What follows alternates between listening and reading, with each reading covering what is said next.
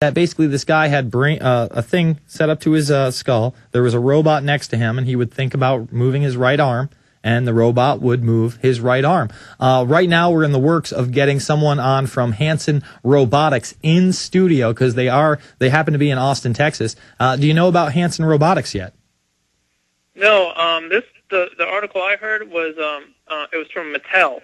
Mm-hmm. Well, no, it is going to be big toy companies, but the reason I bring up Hanson Robotics, and if we can pull up their website just to show the people at prisonplanet.tv, Hanson Robotics is now working on a 3-foot model of a toy, and then also an 18-inch model, a 1.5-foot model, of a boy named Xeno, Xeno, I think it is. And Xeno, just go to the robots section right there. There's Xeno right there, actually. Bring that up. There you go.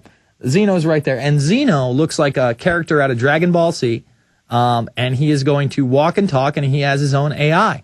And this thing is going to be your kid's best friend for the bargain price, I think, of $1,500 for the large one. The smaller one will sell for something like, I think, $600 or $900. But they're looking to release this within the next 2 years. And on top of that, this same robotics company is rebuilding Philip K. Dick, the science fiction author's head, and trying to make it think like Philip K. Dick. A week or two ago, we played the video of Joey Chaos, which is like the rock and roll version of the AI robots they're building. But I encourage you just to see how far AI has come on a public level, like I said, for use in the home.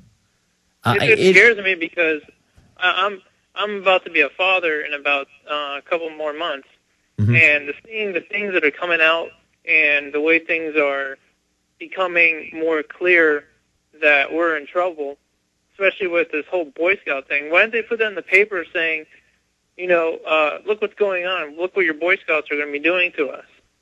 No, it's unbelievable. It's unbelievable that program even exists. They're training them to be a paramilitary force to fight domestic terror here at home. Everybody's the enemy. And these are Boy Scouts. These are people that used to be survivalists. They used to take them on camping trips. It was about bonding with your father or another male figure. It was about learning how to survive in the wilderness, how to tie a knot, how to make a fire, how to sew things, actual tangible things. Now it's to fight terrorism. They're giving these kids mock machine guns and mock shotguns and telling them they're going to be a part of a paramilitary unit. And this is out of the New York Times. Yeah, it's complete and total insanity, and we have to take our country back. We shouldn't be training the Boy Scouts to fight terror. I'm in 100% agreement with you on that. Go check out Hanson Robotics if you want a frightening evening of no sleep.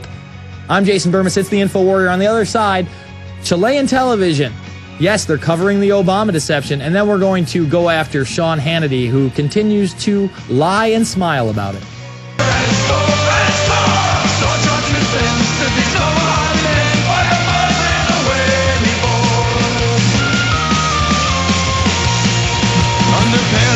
All right, folks, we are back, and I'm fooling around too much in studio if you're watching the prisonplanet.tv. But if you are watching, I want to show you this clip of the Obama deception being featured in Chilean television. Now, I don't speak the Spanish, so I have no idea what they're saying.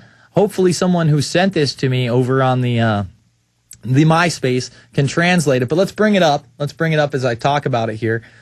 Basically, they play part of the trailer. I guess the show is on conspiracies because the one guy's talking to the other guy across the television, and they're showing clips from the film The Obama Deception. Worldwide, folks. Worldwide. We're international. Worldwide. And it really just does show that the Obama deception is all over the place. It's not just in the hip-hop community. It's not just in the underground alternative media community. It's not just in the community that listens to Opie and Anthony and countless other talk shows like Tom Hartman that have discussed this. It is worldwide. There's the Tarpley. There he is. Oh, snap, Webster. Oh, snap. All right, let's pull the clip. Now I want to play a little bit more of the serious for you. Here's Sean Hannity acting like the CIA and bin Laden never had a relationship at all, even though the current president of Pakistan is openly discussing it and admitting it. Let me say that again. The current president of Pakistan is openly discussing bin Laden as an asset of U.S. intelligence, but Sean Hannity says it doesn't exist, and it's crackpottery. You'd think that these crackpot theories would die, especially among the head of Pakistan. Let's hit the clip. We knew that he was your operator. All right, confronted with this outlandish claim, David Gregory, he followed up with it's right from that. That's where it ends, guys.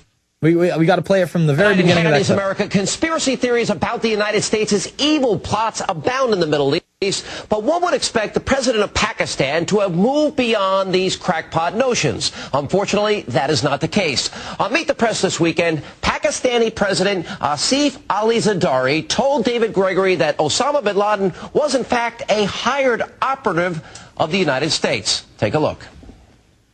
My wife warned America about Osama bin Laden in '89. She rang up Senior Bush and asked of him, are you destabilizing my government? Because he paid the then opposition $10 million to overthrow for the first woman elected in an Islamic country. So we knew that he was your operator. All right, confronted with this outlandish claim, David Gregory, he followed up with this really tough, really forceful response. Now, congratulations, David. That's the sort of hard-hitting journalism that we've come to know and to love from NBC. And I'm no fan of NBC, but let me just tell you something right now, Sean Hannity. It is an open fact that in the 80s, Osama bin Laden was our asset, openly our asset, and he's not the only guy talking about it.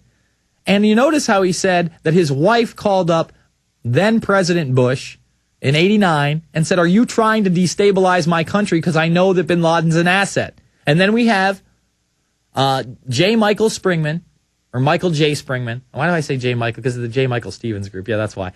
Michael J. Springman in Fabled Enemies, working as the head of the visa department in Jeddah, Saudi Arabia, and he's being forced to give visas to Islamic militants. Let me say that again. He's being forced to give visas to Islamic militants working with their asset, the CIA's asset, Osama bin Laden. It's amazing how many people know about this, but it just doesn't exist, according to Pretty Boy Hannity. Pretty Boy Sean. Well, let's go to a different Sean. Sean in Pennsylvania, you're on the line. Hello. How you doing, sir? Pretty good. I actually have a problem going on with the schools here. Okay. I was sick from school for about 2 to 3 days, and they sent me a fine of $125. What? How old are you, Sean? 16. You're 16 years old, and they sent you a bill of $125 for missing school. Do you have this bill, Sean? I'm not sure where it is. Hold over. I want to talk to you on the other side. I want to get a copy of this bill. If this is the case, it's going to be all over Prison Planet and Infowars over the weekend. We're going to be discussing it on Monday. If you can provide documentation, we want to see it. Back to Sean and others. It's the Infowarrior with Jason Bermas, PrisonPlanet.tv, Infowars.com.